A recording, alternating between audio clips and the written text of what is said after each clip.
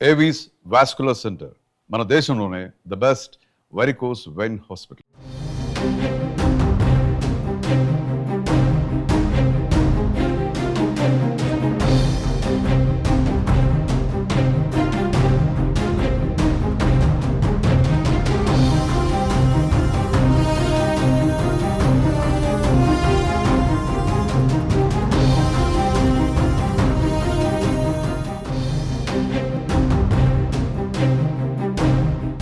భార్య రెండు చేతులు తాళ్లతో పాక గుంజలకు కట్టేసి బెల్టుతో బాదుతూ జుట్టు పట్టుకొని వెనక్కి విరిచి కాళ్లతో తన్నుతూ హింసించాడో దుర్మార్గపు భర్త.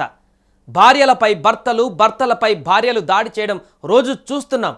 ఆర్థిక సమస్యలు, అక్రమ సంబంధాలు, అత్తమామలతో గొడవల కారణంగానే ఇలాంటి ఘటనలు ఈ మధ్యకాలంలో ఎక్కువగా జరుగుతున్నాయి.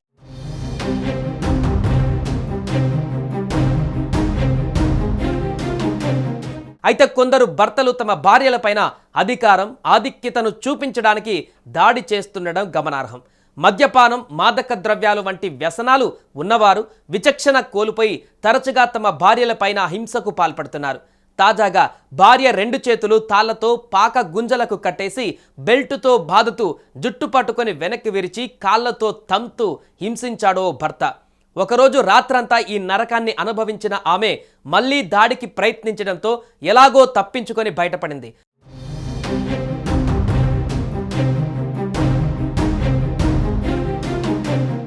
ప్రకాశం జిల్లా తర్లుపాడు మండలం కలుజువ్వపాలెంలో ఈ దారుణం జరిగింది.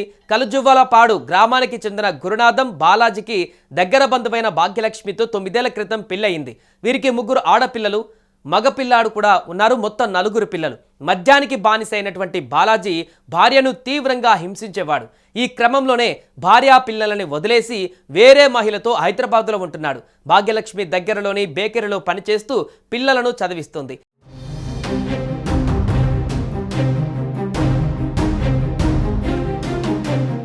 శనివారం గ్రామానికి వచ్చిన బాలాజీ భార్యను డబ్బుల కోసం వేధించడం మొదలుపెట్టాడు. అతని అక్క రమణమ్మ, మేనల్లుడు విష్ణు సహకరించారు. రాత్రి 9 గంటల నుంచి వేకువజాము 5 గంటల వరకు చిత్రహింసలు పెట్టాడు. మళ్లీ సోమవారం రాత్రి ఆమెపై దాడికి ప్రయత్నించగా తప్పించుకొని సమీపంలోని చర్చి వద్దకు వెళ్లడంతో అక్కడ ఉన్న స్థానికులు బాలాజీ నుంచి కాపాడారు. ఇది సోషల్ మీడియాలో వైరల్ అయ్యింది. బాధితురాలు ఏడుస్తూ గగ్గోలు పెడుతూ ఉంది. అయినా ఆ వ్యక్తి కొట్టడం ఆపలేదు. వెంటనే పక్కనున్న వేరొక మహిళ వచ్చి అతన్ని ఆపే ప్రయత్నం చేసింది. కానీ అతడు ఎక్కడా తగ్గలేదు.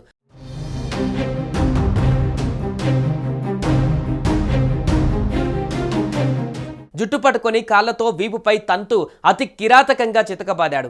ఇప్పుడు ఆ వీడియో సోషల్ మీడియాలో వైరల్గా మారింది. ఈ ఘటనపైన కేసు నమోదు చేసుకున్న పోలీసులు దర్యాప్తు ప్రారంభించారు. మంగళవారం రాత్రి పొదిలి సిఐ వెంకటేశ్వర్లు గ్రామానికి చేరుకొని బాధితురాలని మార్కాపురం జిల్లా వైద్యశాలకు తరలించారు. కాగా గ్రామంలో దీనిపైన విచారణ చేశామని, ఇంట్లో నిందితుడు లేడని, ప్రస్తుతానికి భాగ్యలక్ష్మి ఎలాంటి ఫిర్యాదు చేయలేదని, ఫిర్యాదు చేస్తే కేసు నమోదు చేసి నిందితుడిపైన చర్యలు తీసుకుంటామని ఎస్ఐ బ్రహ్మనాయుడు పేర్కొన్నారు.